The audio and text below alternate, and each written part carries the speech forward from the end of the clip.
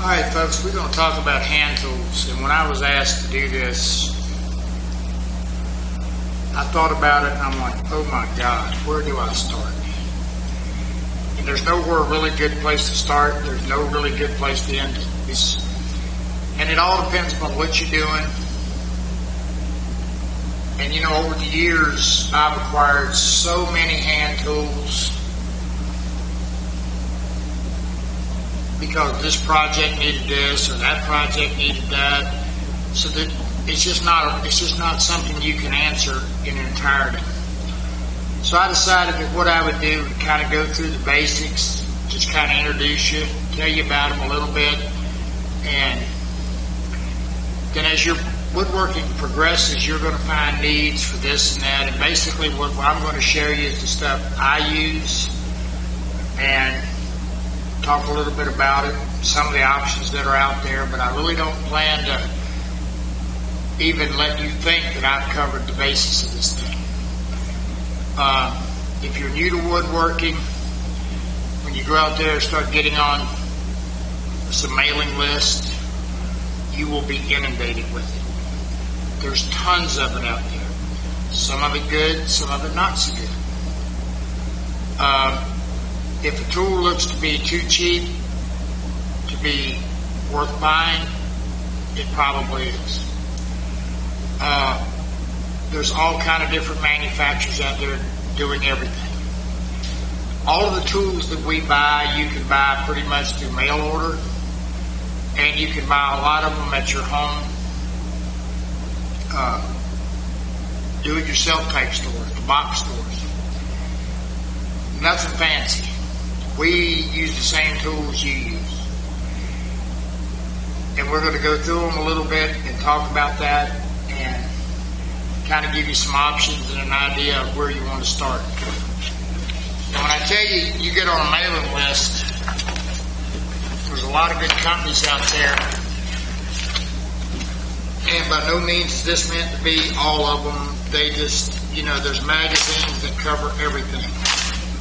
Some of them are specialty tools, some of them are general tools, some of them are router bits, woodworking machines,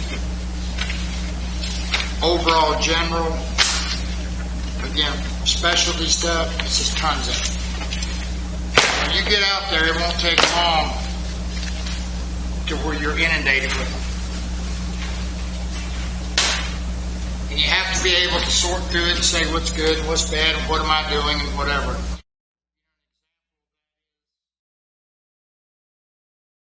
The first thing you got to do is the first emphasis before you do anything is, and I can't emphasize this enough, you need some safety equipment. You need safety glasses, goggles work, hearing protection, something to protect yourself. I'm often asked that I'm always wearing my fingerless gloves. These are nothing more than just a good set of weightlifting gloves. They have a padding. Kind of keep my fingers from splinters and whatever, but yet, and when I'm pushing whatever, it gives me a little bit of cushion. Safety is an important thing. You got to be able to see what you're doing, and you got to be able to protect your hearing and whatever. For years I didn't wear them, wore the safety glasses, but I didn't wear the hearing, and I'm paying for it. So be careful.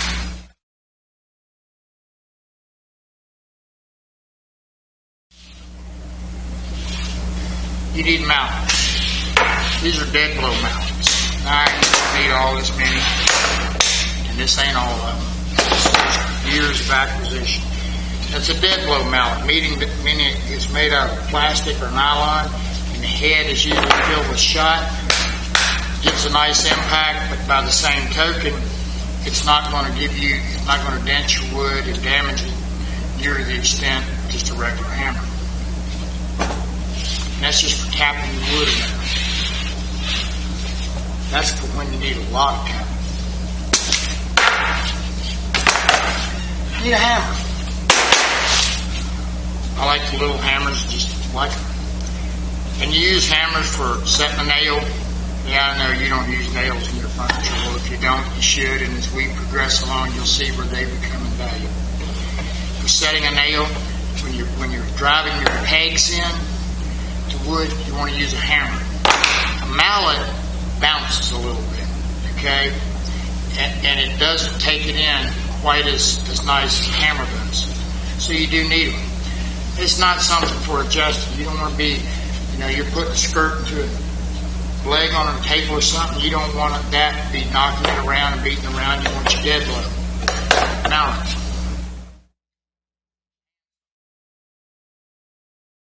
alright guys, we're going to talk for just a minute about hand saws. You have got every kind of hand saw you can think of out there. This is a back saw. Back saw's got a good rigid blade or reinforcement on the back. It's got a nice firm, heavy blade. And like I've got here this little piece of wood in front of me, kind of rigged up here so you can film it. And cutting a dovetail, you can use a back saw.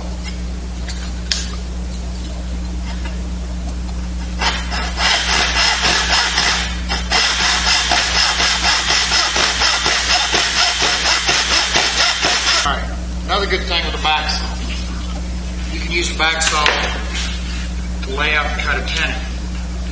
Now, here's something I've rigged up for you. I've got a piece I want to cut. I've got a square block of wood. Can you get this here? Do I need to turn it to you?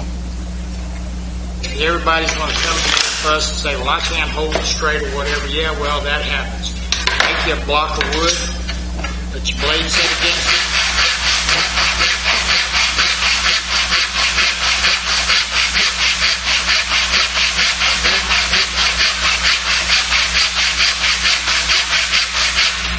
Up to cut it straight.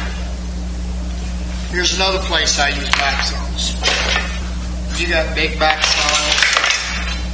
You got littler back saws. Then we get over here into these are dovetail saws.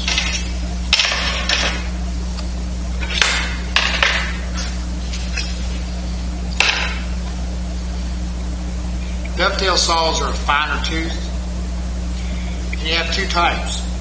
A dovetail saw, you can buy them either way. They cut on the push or on the pull. Now, I will tell you this much. This one cuts on the push. And it's a thinner, relatively rigid, but a thinner blade.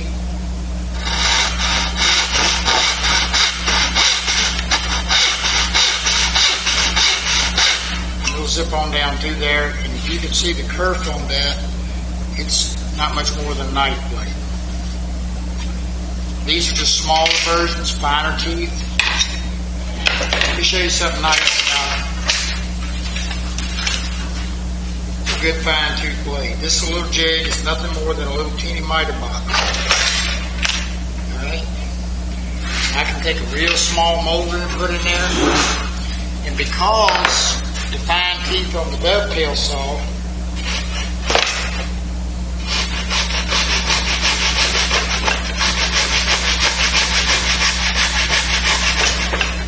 I can cut some really super fine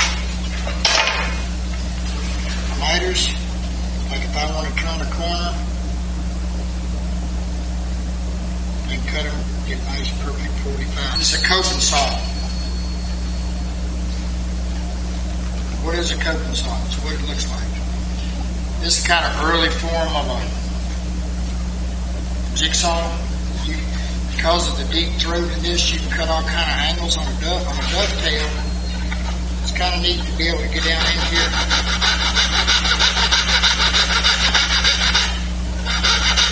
Should have picked up some later.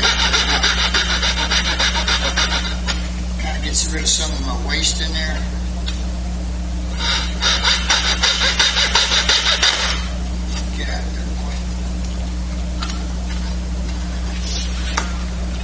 Trash out just prior to taking my chisels and cleaning it up. Like that.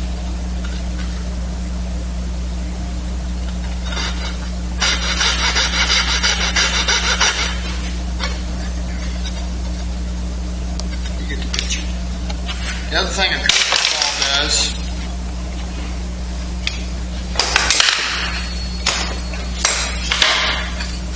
is its main design, like I said, it's kind of like an early version of a jigsaw. This is just a little piece of 1/4-inch plywood. And I can take the curtain saw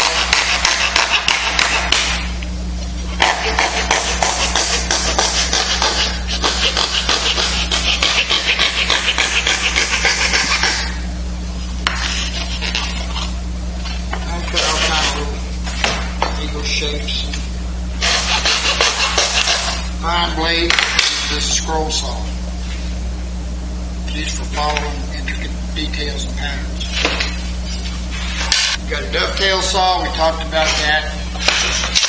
That's this animal. Remember the push-pull thing? One other thing on the dovetails. Boy, you guys aren't going to like this. I just gave you a good reason to get your wife to let you buy a nice dovetail saw. See this animal? That's a hacksaw.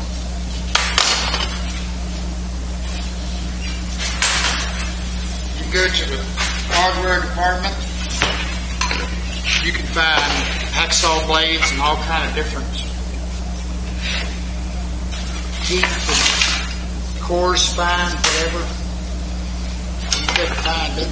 Find little backs, find little hacksaw.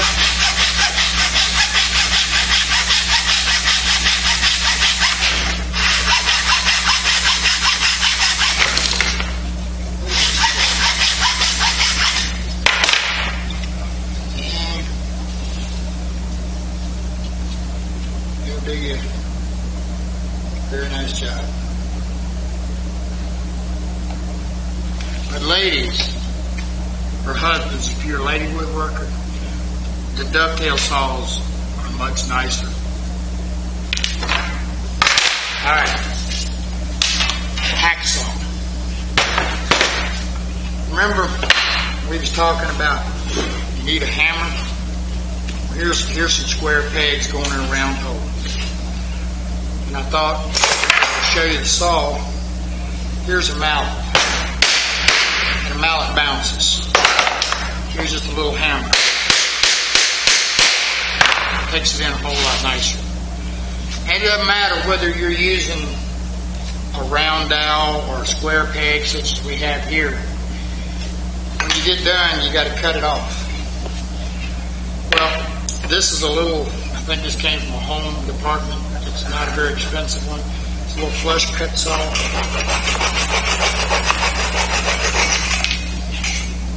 That's just what it implies. One side's finer, the other side's rougher. They make them all kind of fancy, all kind of price ranges. But you know what? You guessed it. Usually I'll wrap up a little bit of duct tape to make a handle. Because half the time I put some glue around that peg, and I got glue all over the place, and I get glue all over them. And I usually go to the hardware store and I look in the 99-cent bin, you know, the junk one out there, and I buy packs of hacksaw blades. When they get all gummed up with glue up here, I put some duct tape up here, and I use the other end. When they're no good, I throw them away. All right. But I thought while I was doing it, I was going to show you this. The best way to cut a dowel or a peg is cut it from both sides. Because it's small,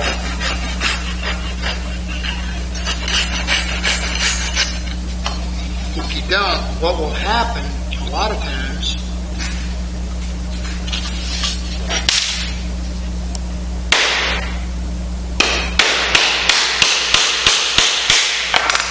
you get in here and you really get the hogging on it,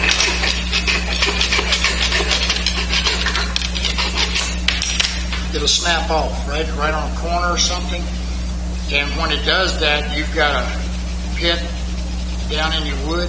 So if you cut it from both sides, you get a nice clean cut. Here's another tip. Don't always try to sand it dead flush, because you do, no matter what you get, what kind of saw, you're going to get a few little scratches out around here. If you leave it just a little bit proud and sanded flush, it looks a whole lot nicer.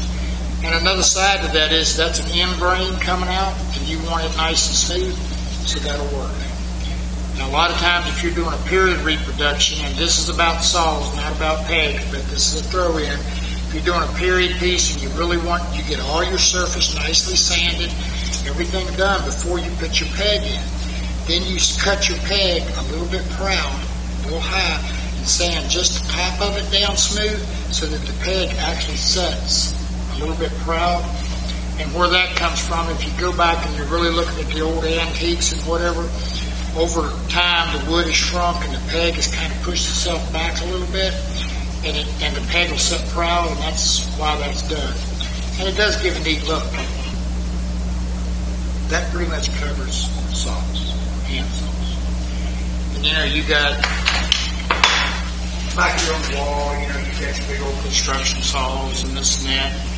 Well, I even got one of the big old tree trimming bow saws, and if I'm out back and I got a 10-foot piece of wood and I only need 4 foot off of it, I'll take that thing and rip on down through it instead of dragging a jigsaw and all that stuff. Alright? This is a piece of veneer. So therefore, I bet you guys can guess what this is. This is a veneer saw. That's what it is.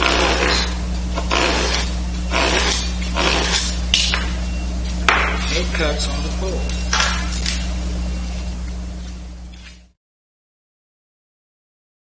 And we got our hand planes. There's every kind of shape, size, and description. Here's your nice old early plane. Does a good job. This is a jack plane. What's a jack plane? Jack plane in it's got a bevel, a little bit of a bevel to it, and this is a real aggressive animal. And this is used for hogging and for really roughing stuff. And here's a very quick lesson in hand planes.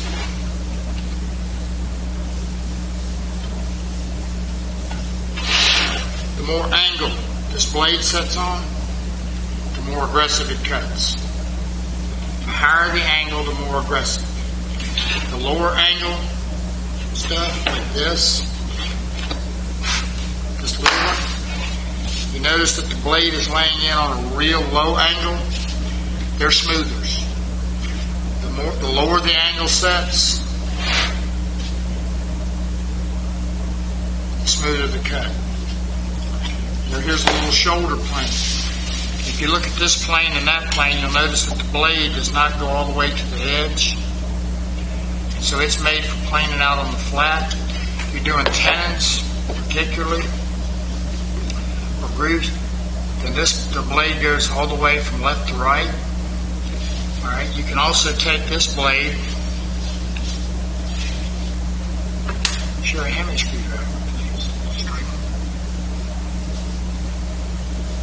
Yeah, you're not supposed to have this in the film. You're supposed to be off the air. It happens.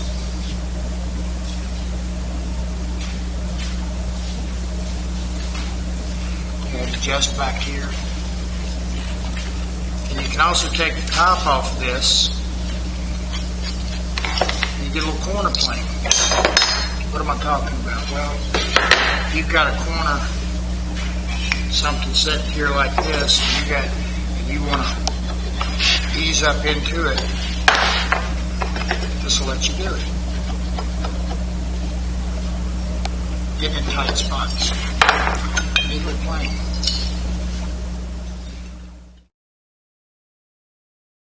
Alright. Then chisels. Hand chisels. There's chisels in every shape, size, description you can think of. But a good set of chisels, and you can look, boy, mine get used. They get used hard. Here's a little corner chisel. Just what it implies. You're cleaning out a mortise or whatever. It fits right in the corner. You use it to clean out your corners. Every kind of good hand chisels, they're used for everything. You can use them for marking. You use them for chiseling. the thin chisels, narrow chisels, fat chisels, steady chisels. Now here's a little chisel that's used for cleaning in the bottom of a mortise. This is also used for cleaning out a mortise. There's a left hand and there's a right hand. And what it does is it'll go down the side like this. It helps you clean out the bottom of your mortise. There's chisels of every size, shape, and description out there. And, you know, you really need two sets of chisels. You need one. I use chisels all the time for scraping glue and doing this, and I know you're not supposed to, but I've got my utility chisels that I use for that. Then I've got my nicer chisels that I keep just right and razor sharp for working and for doing finer chiseling.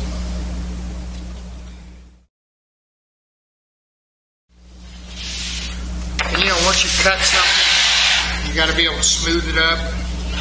You know, here's every kind of files, shapes, rasps is what they are. You want a good wood rasp.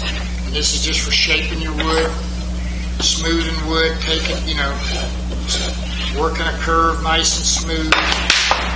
All kind of different sizes, shapes. They're out there everywhere. This is a nice one I like. It's a Japanese rasp. One side's real aggressive. Right here, it's got almost like a sawtooth on it. And up as you down the street, get it flat, just get it on off. And the other side is much finer. It has a removable handle.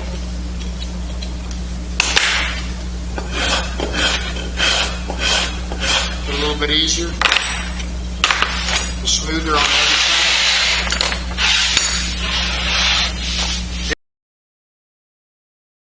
Alright, now we're going to come to clamps. Oh my God, where do you start? Any single thing in the world you cannot own enough of, Sherry outside of Rounds, is clamps. They come in every shape, size, and description you can think. You know, we're all familiar with the quick grips. When I want one, I'll look and say, give me oochie, oochie, oochie, oochie, oochie, oochie, and it goes up. These are really neat, you know, for holding down, holding something together. But their strength, as far as using for gluing up, isn't real great. But they come in really handy.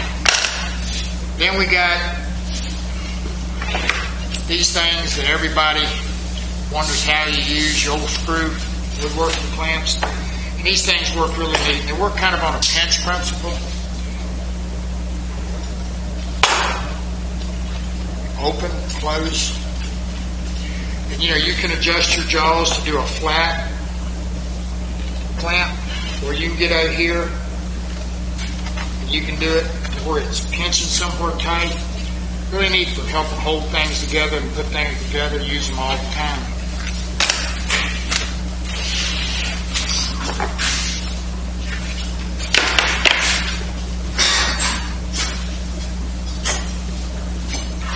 Alright, you've got little cheap squeeze clamps. Yeah, I use the fool out of these things. Little stuff holding whatever. Then you got your ones a little bit more aggressive. They have a lock on them. If you release them, you gotta let them go. A little bit stronger. Then you know you're trying to hold two small pieces of wood together or something.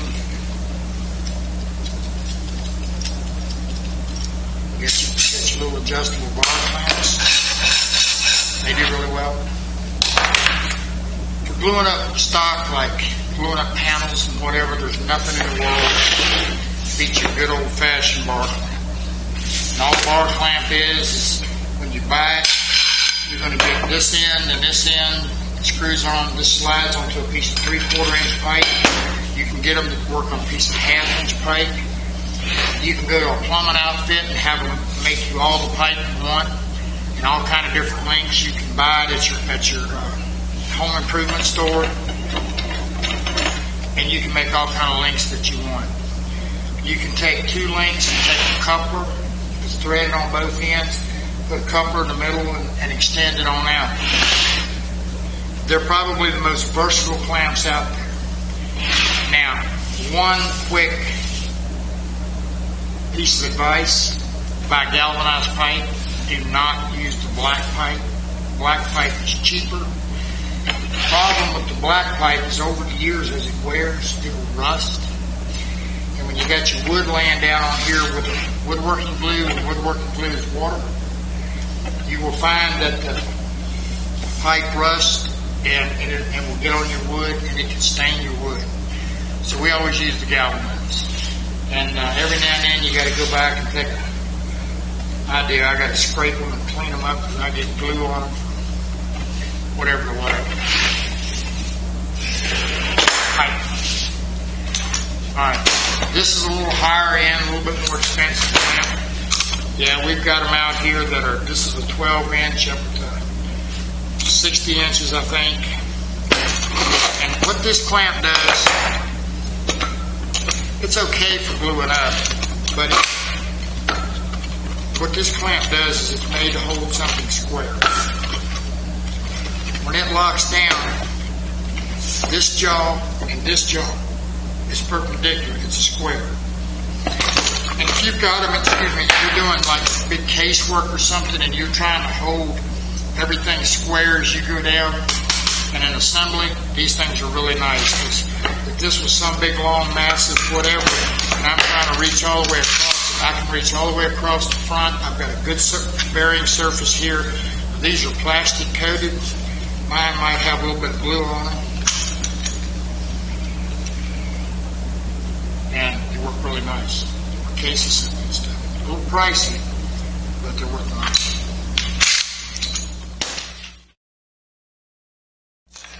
You need squares, good squares. You need a good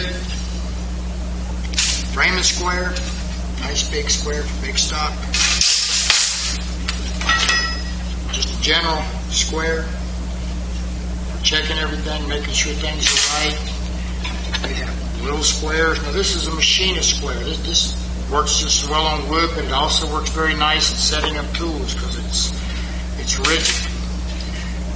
They come in all different sizes. Preferably you won't get yours all covered in glue. This makes it nice, to sit on your table saw and make sure your blade is straight up and down.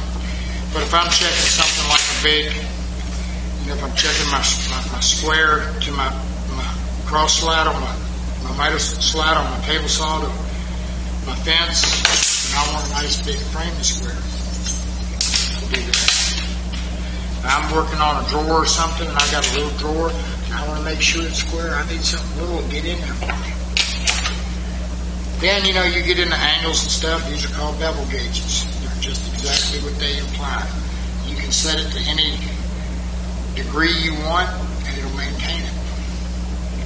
Tighten it up, and you can transfer it from one to the other, whatever you need to do. And I use a whole lot of combination squares. And I use these because if I'm laying something out, and I want it 1.5 inches, I'm going to set this at 1.5 inches. And I can go up here and mark it, then I can come down here and mark it. And because this is fixed and not moving, I'm going to get a good accurate reading. These also have a 45 degree for checking that. And if you want to calculate, check the 45 degree, you can do it. Make sure you're accurate. And they make them larger. I don't really care for these a whole lot in setting up for tools and stuff, although they work very well. They have a little level in them. They usually have a little marking gauge in the end where you can mark. And it does a little scratch. But when you get in to marking, laying out, figuring everything out, you need good tape measure. Here's a little rule, Tom. Rule is sort of simple. Use the same tape measure all the way through a piece, because tape measures can vary a little bit.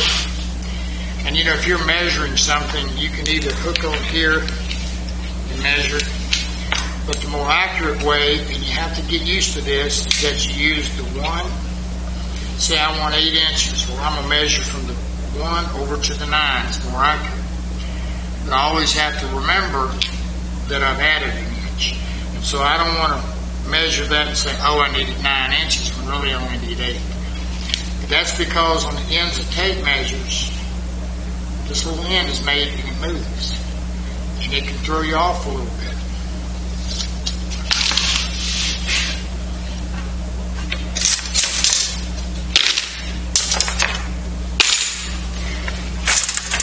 These are layout tools I use constantly. You know, here's just a big long straight edge. It doesn't have any flex. When I'm laying out for something, I can lay it down and do my marking. Solid, rigid, doesn't move. Now here's a smaller version. Then I've got littler versions. But on that note, I want to talk about marking. You know, you can use a regular pencil. But you know, as the pencil goes down, it wears. And it also leaves a pretty wide line. And the furniture making, it's a little large. You want to be a little bit more accurate. A lot of times, I'll use a 5mm lead pencil. I'm always breaking the leads or something, and I can consistently get the same width on it. But better yet, you can use a marking knife, which is just what it implies. It just makes a knife cut. If you don't have a marking knife, an X-Acto knife works real nice. And it's for that really tight precision stuff. So measuring and marking, that's an important thing. Alright, we're still measuring and marking. Here's some different tools. These are just little marking tools, marking gauges. Here's one, you have an adjustable. Got a little blade on the end of it that rolls.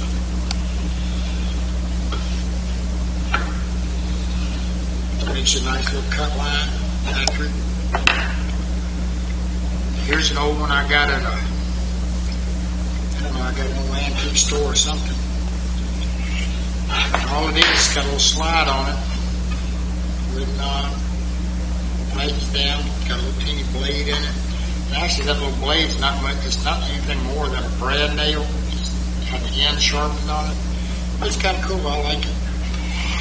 And it'll cut me a scribe me a line, run on it. Then I got this little gadget. This is a tenon scribe, or a mortise scribe. And what it does is it adjusts, and there's two blades on it, and it will lay out whatever width you want, and then you can adjust it where you need it. And you can use it to lay out your mortise. Marks both sides, puts a nice little cut line. Then you can also use it to lay out for your tenons.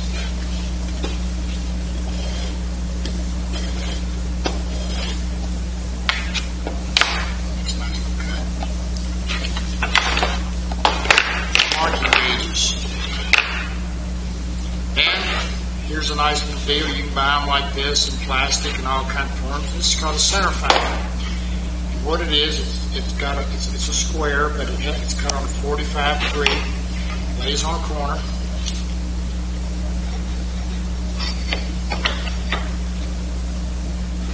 And you can mark the centers of it. Also works pretty good on something round too. I don't have anything round here, but it'll go right over it, and you can mark around it and find the center point on something round.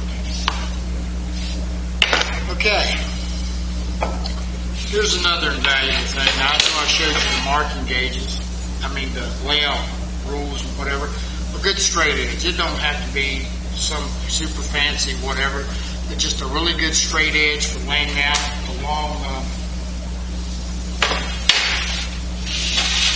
long layout. Rulers work well. Good straight edge. Really, you need one.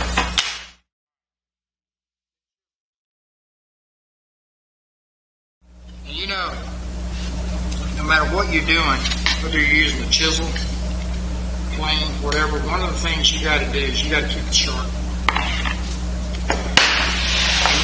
And again, there's everything in the world out there you can think of sharp that it's tons of it.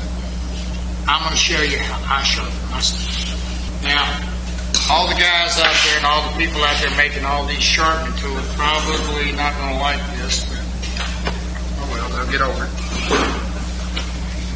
You know, it's kind of hard to beat a man in his own game. So, when I buy a tool, I don't like changing the angles and the bevels and things like that on it. So what I have here is simply a piece of 1/4-inch thick plate glass. And I go to my local auto body supply place and I buy wet or dry sampling. And this happens to be a sheet of 1200. There's some 600. There's 2000, 1500, 20. There's another. You can buy it up to, I think, 2500. This is just a piece of 1200. And it depends on what I need to do. If I'm just polishing something up, cleaning it up a little bit, then I'm going to go with the finer blades. The finer grits. And all I do, if I'm going to sharpen a chisel, take a little water, wet it. Glass is a good, hard, smooth surface, and I'm going to get on here.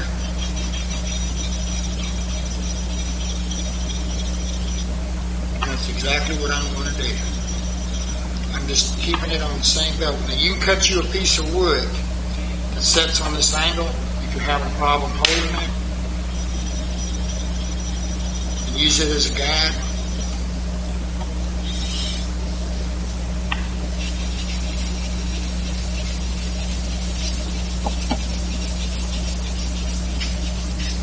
Sharpen them up.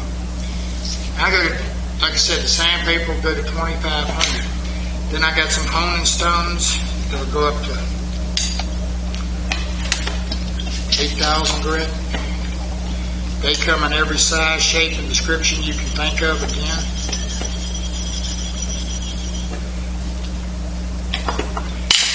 Lathe chisels, here's a 4000 grit. That's very, it's got the shape like a teardrop, long teardrop. That's good for working in your gouges and in your little points and whatever. And you know, just like doing your, nice thing I like about the glass too is like doing my corner chisel. I can get out here.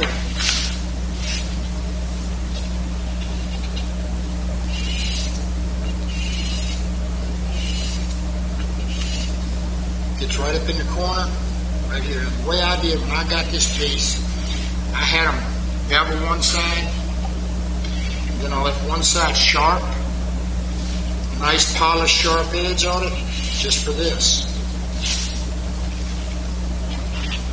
Again, you've got stones coming every size, shape, and description, all for doing different things.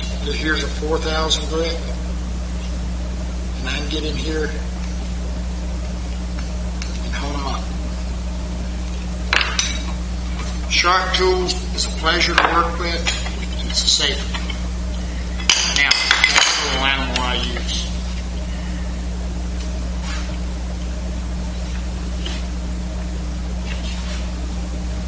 Here's a saw blade. This is just a little diamond hone. They make them in all kind of shapes, sizes. Every now and then, I'm going to go through them with saw blades. I really don't want to put that down. Let's do it. I want to go through, and I just clean them up and hold them. You know, one of the things that dulls the saw blade faster than anything is that out here it will develop a pitch, and that's just from the minerals and whatever in the wood building up on it. And as that happens, it not only dulls the blade, but it also makes it burn worse when you're sawing. They make all kind of pitch removers out there that will help dissolve this. Another little thing you can do is take you a little bit of naphtha, and you can buy that or mineral spirits, and you can buy that at your local hardware store. Now I'm going to make the barbecue lighter people mad. Read the ingredients on it. Charcoal lighter is naphtha. Naphtha is a good solvent to have around. It will help remove and dissolve the pitch on your blades. Yeah, it's very flammable, but it's not super combustible like lacquer thinner or gas or something. And use it as a wax remover if you're refinishing something or to clean your tools and whatever with, help get stuff off of it. Now, mineral spirits work well too. All right. These little guys right here are really nice. I'm going to put my router bits up. These little guys are real nice for kind of honing, cleaning up your router bits, giving it just a little hone, making it super sharp.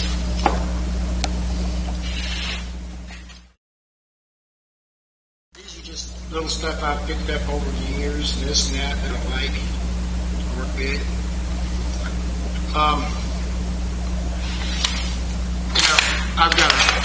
I just grabbed a handful out of my chest over there.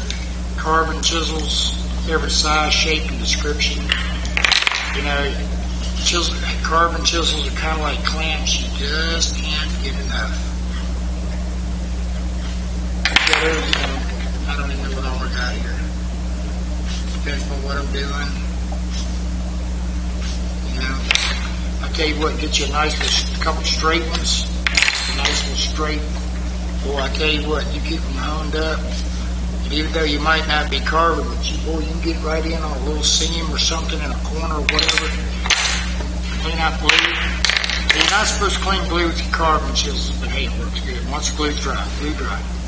Alright, carving chisels. I like cabinet scrapers for smoothing. Cabinet scraper with the old guys, this is the sample. We'll get more into these as we go along. All kinds of cabinet scrapers. Here's one. I don't have mine ground real heavy. I just finished doing some stuff, and this was my smoothing thing. Got a gooseneck scraper. Getting into tight spots and round areas and shaping, and you can go in any direction. The dominant one that you use is always just good old flat scrapers.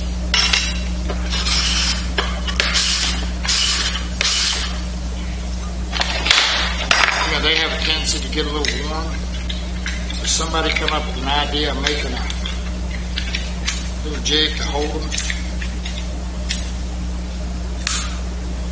Puts a little bevel on it like it's supposed to be.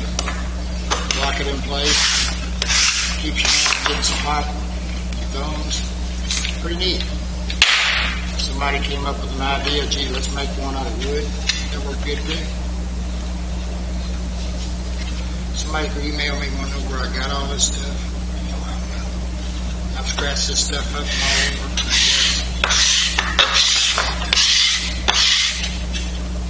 Scraper holders. I like them.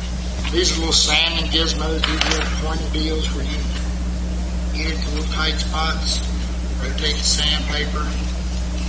That little spring thing in the back keeps your belts on. I like this an old-fashioned. I get this thought about a store. Just a whole piece of it's just nothing more than a regular old sanding block. And I use the sticky tape on it. The paper. And I have to pick it off sometimes. Clean it a little bit thinner and naphtha. Or I can use the clip-on stuff. It's got a set of nails in it. Put it in there and then clip it on. I soak that little bit of naphtha and get it right off. Nice for I like to cut this end because if I'm doing a circle, I can use it to go around. Just kind of make it down around. A little small, and I showed you earlier all the little measuring sticks I have just It's a nice rigid thing when you're measuring inside. You don't have any flex out of a tape, and it's a little bit easier for laying out. I like those. Glue scrapers, every kind of shape, description, for cleaning glue in a corner, something round. They come in pretty neat. Alright.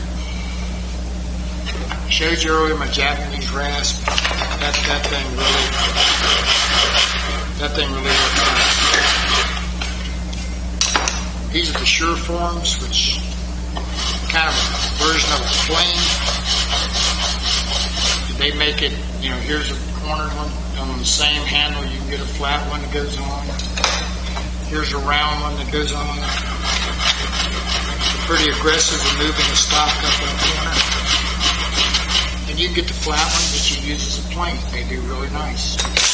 Little teeny files and rasp, little corner stuff, for a little carbon or whatever.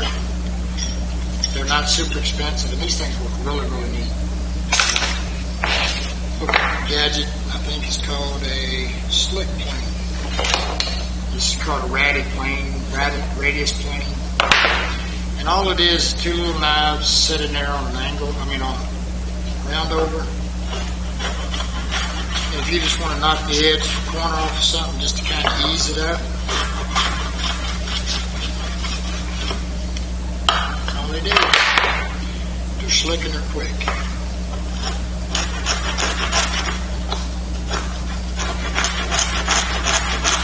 I use them a lot on little things when I'm just running around, or bikes, or I'm putting bikes in. I want just a little round thing, something zip, I got it. Plus, you're doing it with a plane, and I kind of like that. I like things.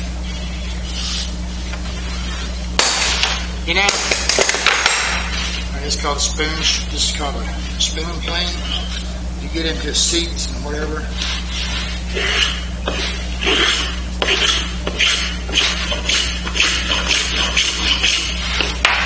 Kind of nice working in around over the seat. Normally I got this stuff in a vise.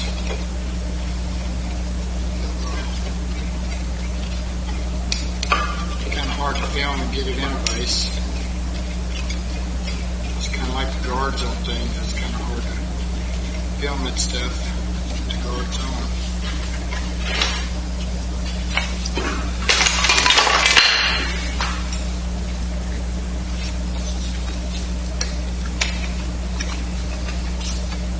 It's kind of tough doing these things because you gotta, like on the clamp, when you're doing the DVDs and things, there's just so many variables and so many different ways, whatever that you come up with over the years. It's kind of hard to say, where do you start?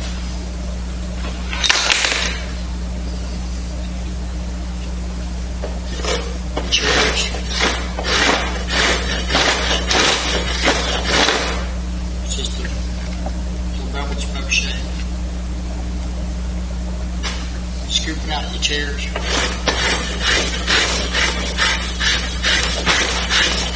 Dishing something out. Real practice, you can get down the street. Alright, spoke shapes. See where the blade in this sits vertical? This is a scraper. And this is just used simply on the dowels. This piece of wood's actually too big, but it gets just used to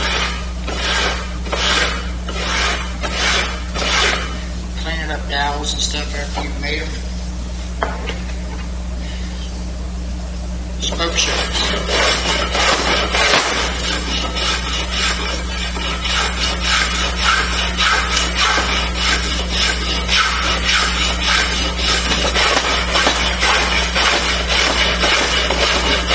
Chair making. Rounded spoke shave. Concave. Now, this is my favorite spoke shave. I've got the big heavy ones like this that are flat ones. This is a real low angle spoke shave. I think this is very nice. And it's pretty aggressive set right at the moment. I don't know what I was doing with it last, but you don't go backwards with it, right? There's no grain.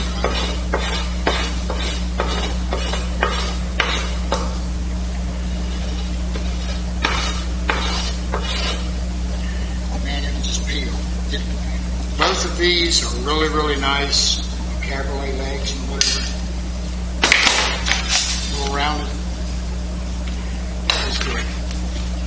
Alright guys, this is one of my favorite little gizmos. See what it's called? And we all want one. And we all have our own opinions of what they are. However, let me show you how it applies to lathe. And I use them a lot. And you know, for years I've turned them on the lathe, and sometimes I need something that's in an odd size I don't have, I still do. But here's something you have to know. If you're trying to mirror image something, in other words, you're trying to make something an exact duplicate of something, here's your problem. Let me find something that's right.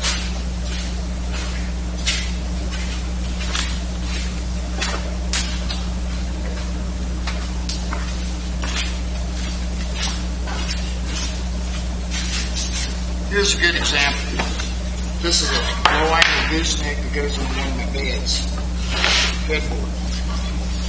And when I want from here to here to be identically the same, and I want to be able to make that all the way around, the only way you can humanly do it is with a circle.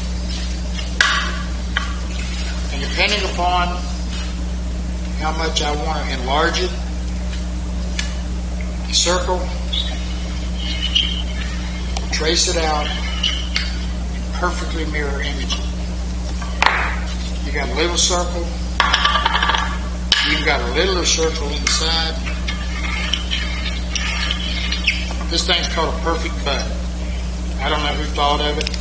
Like I said, for years I've turned various sizes on the lathe and drilled a hole for the pencil, and that works great. It's pretty neat. And it does a good job. Then it gets times, this, I think I got that at Woodcraft. I know I got this is Veritas. So, and somebody came up and they made all these little itty bitty brass wheels. Identically the same thing, just different sizes. I don't know if it works the red down for another this.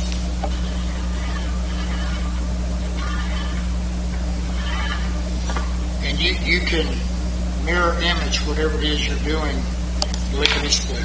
They are nice. Like I said, I bought them. I used to turn all different sizes and whatever on the lathe depending upon what I needed. Then drill them with a pencil to go in. But my emphasis here is they make stuff like this, and the other emphasis is that when you're mirror imaging something, you've got to use a circle. All right. Here's some little tools. These are just simply French curves. And there's all kinds of curves and shapes, and I can lay them down when I'm trying to do scrolls and whatever and give me nice lines and connect the dots, so to speak, to where I'm doing this way, and this like this. These just help me draw some nice curves. French squares. Not a big deal, not an expensive item. Gloves. Use these for staining, dyeing, applying finishes, glues. If you're going to buy gloves, buy you some nice nitrate gloves. The regular old latex gloves, most of your dyes and stains and whatever, just dissolve them. They're just not made to be heavy. You go to the store and get you some regular rubber gloves used for cleaning in the house. But you need them. I've got compasses, every size, shape, and description. Now I've got lots of gadgets and gizmos here and there, to and fro. And over the years, I've bought tens of thousands of dollars in them. And I've got a basement full of them where I've thrown them away, and this works and that don't work. And one of the things that I've learned is that if it looks too cheap to be good, it is. I think I said that earlier. And you're going to get what you pay for. You go out here and buy a cheap spoke shave, and you can't get it to do, and it's not sharp, and you can't get it sharp, and the blade won't stay sharp. makes you quit, makes you don't want to mess with it. You get a nice one, your boy just cuts and does nice, and you can hone that thing up and it stays super sharp. It's a pleasure. And that's what you want this to be. You want your woodworking to be a pleasure, not a frustration factor. So when you're buying a tool, buy a good one. Be real careful of the gadgets and gizmos that promise to make you better than what you are. You know, you buy a spoke shave, you get a hand plane, any of these things. One of the things you got to do, a hand scrapers, whatever, you got to learn how to sharpen them, and you got to spend some time with them. You got to get used to them and see how they're doing. You know, even the most minute adjustment on a hand plane can make a big difference. The difference in whether it's really sharp or kind of sharp, again, can make a huge difference in how it's going to perform. Here's something I forgot. I think it's named the Hardwood's glue scraper. Exactly what it implies. Use it for cleaning off dry glue on glued up panels and whatever. They work pretty good.